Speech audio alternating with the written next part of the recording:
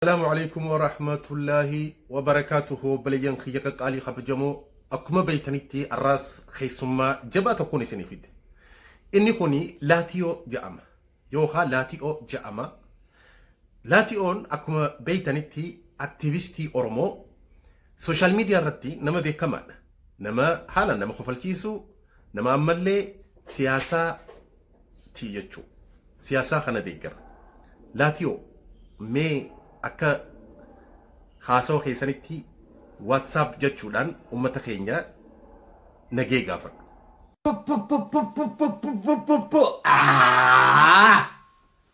WhatsApp olmaa bultiin isin nagaa akkam jirtu fayyaa keessanii? Egaa laatiyoo eega gartee ummata WhatsApp nuuf jettee booda akka hindiin سلامتا غافتو تيمي نو غافدو هندي نو غاني في سلامتا نما غافتو اكمي غافتي akkam jirtu fayyaa keessanii? warra hindiin fakkaadhus fayyaa keessanii nagadha. olmaa bultiin isin nagaa yooyyaa nageessi badhaadha babaaroo fafayyaa akkam jirtu? galatoomii laatiyoo keenya akkuma beekamutti ati nama maqmaaqsa hedduu beeku mee maqmaaqsa takka nu jee yaa eessa qabneet eessa dhibna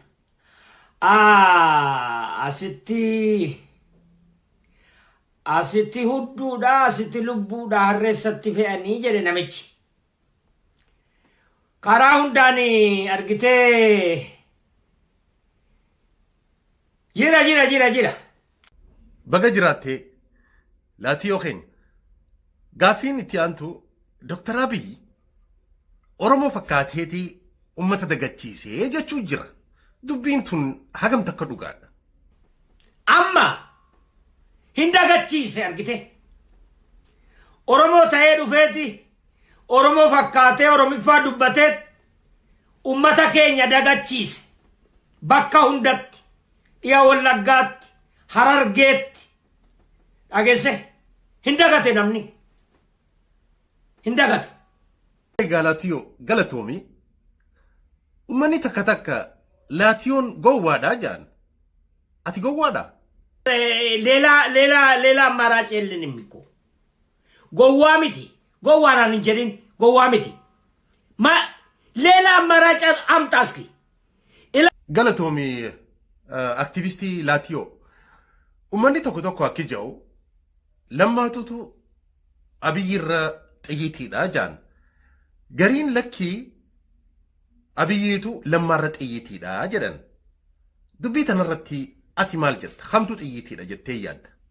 waan tokko bakka akka sakanaa xiyyiitii miti akka lammaa xiyyiitii miti isee lammaan xiyyiitii bara xiyyiitii ቀዳድጄ ብሩናል ጥላለሁ ጀዴ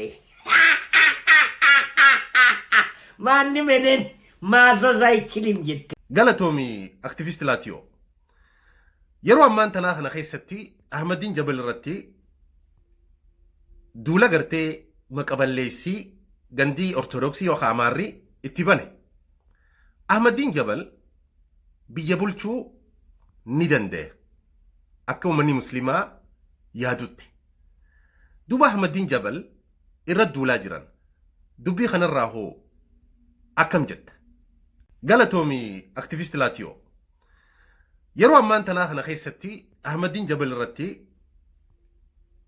duula gartee maqaballeessii gandii ortodoksii yookaan amaarrii itti bane Ahmadiin Jabal biyya bulchuu ni danda'e akka uummanni muslimaa yaadutti duba Ahmadiin Jabal irra duulaa jiran dubbii kanarraa hoo akkam jetta?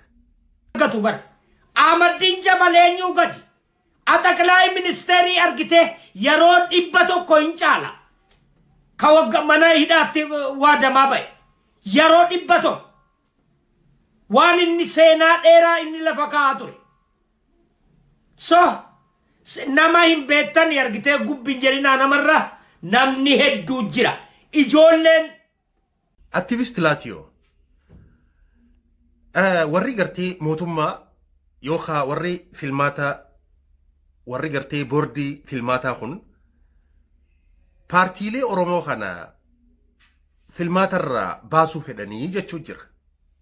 Dubbii tanarraa hoo akkam jetta keessattuu ABO filmaatarraa baasuuf tattaaffii jiran yookaan KFO filmaatarraa baasuu fi irra dalagaa jiranii amala isaaniitii akka ja'anii ummanni fudhatu yeroo filmaanni gahe akkuma beekamutti ABO maqaa ABOtiin jechuudha ummata hidhuudhaan amala isaaniitii ja'aniitii filmaatarraa baasuuf irra dalagaa jiran jechuu jira.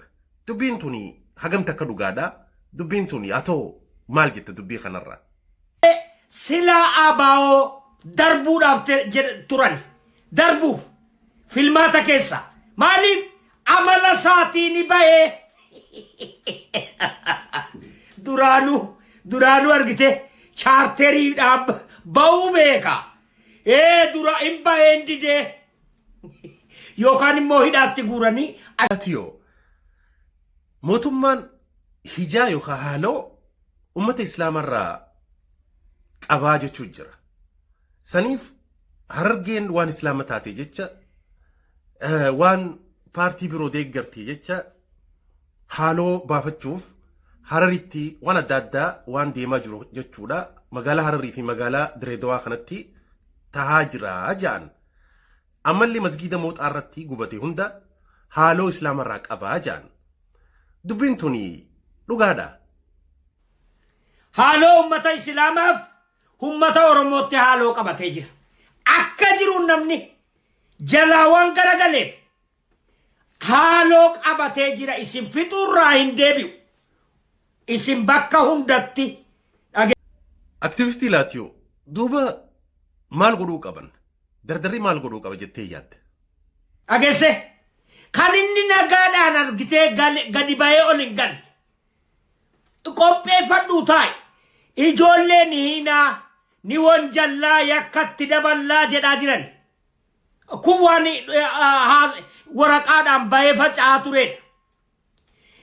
Argitee ijoollee akka warra amma dhaabota Oromoo kana yakka. Galatoomii aktivistii Laatiyoo warri gartee biyya hatee magaalaa xiqqoo takka gara gartee Maqaletti baqatanii jechuu jira. Ammallee deebi'iitti Amaarrii ifi Opidiyoon abdii kutatan jechuu jira. Dubbii tanarraa hoo maal jettaati? Kanaaf hattuun kanama saame ka biyya gurgure baqatee citaa noo galeetu katamaa dhaaban katamaa xiqqoo soo kanatti ni qufaani ijoolleen jaraas naannoo Amaaraa akka nannee himani. Maaliif Amaarri abdii kutatee jira. Abdii kutatee jira. Amaaraa fi mootummaan Opidiyoo abdii kutatan. Aktivistii Laatiyoo mootummaan kuni eega gartee wayyaaniin deeme booda jechuudha. Hayilamaariyaam eega deeme booda zamana mootummaa kana nama hedduutu dhume jechaa jiran. Takkaa gartee dhumaatii ilmi namaa akkanatti hin dhumne. Ammallee namni mootummaa keenya jedheeti if dagatee jechuu jira. Dubbii tanarra hoo atoo maal jette yaanni kee maali? Eega inni aangoorra kore Hayilamaariyaam booda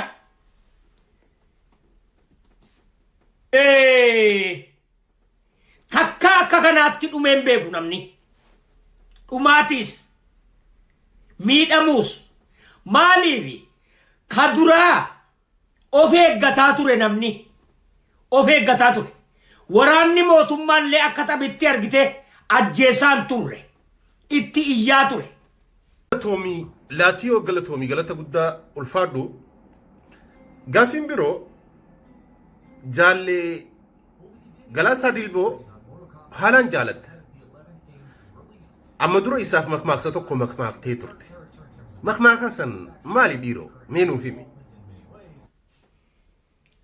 Waan tokko argitee xiinxaluu dura jechuun anarraa haba'u akkuma angaaf tokko argite jaalle Galaasaa Dilboo ani baay'een jaalladhaa.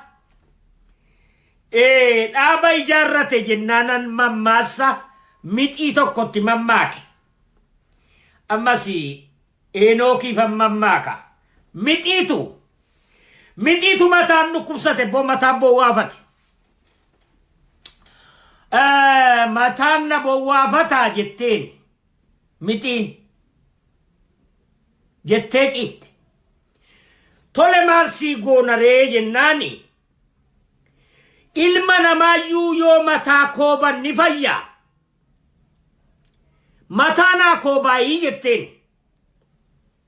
Hay miti atoo xiqqoo kana eessa si koobanii eessa haftaa jennaani ay mataa naa koobaadhaafi miti mixiin akka jette naana jedhaniifi jette. Galatoomi laatiyoo akijaan dachiin amaaraa boqqolloo fi xaafii biqilchitii jaan dubbiin tun dhugaadha.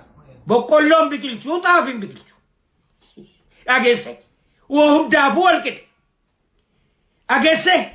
Aktivistii laatiyoo magaalaa Harar keessattii fi Direedowaa keessatti waan deemaa jiru kana eenyutu hojjete jettee eenyu godhe jettee yaadda? Jirare warri kana hojjetaa jiru OPDO mee maaltu jirare furmaati bira. Toomi laatiyoo ummanni Amaaraatii fi warri mootummaa kuni nyaata irratti kitfoo irratti takka jechuu jira. Ammallee akka Oromoon adda bittinnoytu eenyutu mijjeessaa jiraaf? Kitfoo irratti tokko akkaataa Oromoon bittinnaa'ee akka duritti deebi'ee argite jedhu kan haala mijeessuuf immoo biyyi argatan dhageesse. So inni immoo argitee duraanuu akka Oromiyaan harkaa futta'ee hin baafanne Oromiyaatu humna qaba. Bulchiinsi naannoo Oromiyaa. Galatoomi laatiyoo warri mootummaa kuni baalasilxaanni jechuudha. Warri aangoo qabu kun tujjaara hiyyeessaa miti jedhan dubbii tana hoo ati akkam jetta? Hundinuu argitee hiyyeessa waan ta'aniif hundinuu dhagaadha wanni itti galan. Galatoomi laatiyoo mee qoflaa deebisaa kana miinuu deebise. Kan nama gartii Itoophiyaa tana laaxaa jechuudha. Qonceessaa nyaachaa jiru eenyu jettee yaadda? Walitti darbu irshoo bara milirii. Isaa bar kan Itoophiyaa garaa laaxee namni hundinuu gaastirikiidhaan boo isaa bar nyaata du'aa nyaata.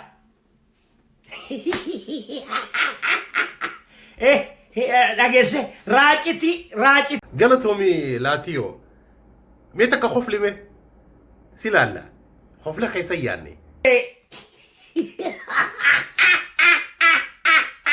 Ageenyeesh dhageessa abi lamma achii fuudhan. Laatiyoo maaliif Hararitti maaliif masgiida akkas godhanii qabeenya musliimaa guban caccabsanii saamanii namallee hidhanii dalagaa dilasan maaliif dalagan si fakkaata?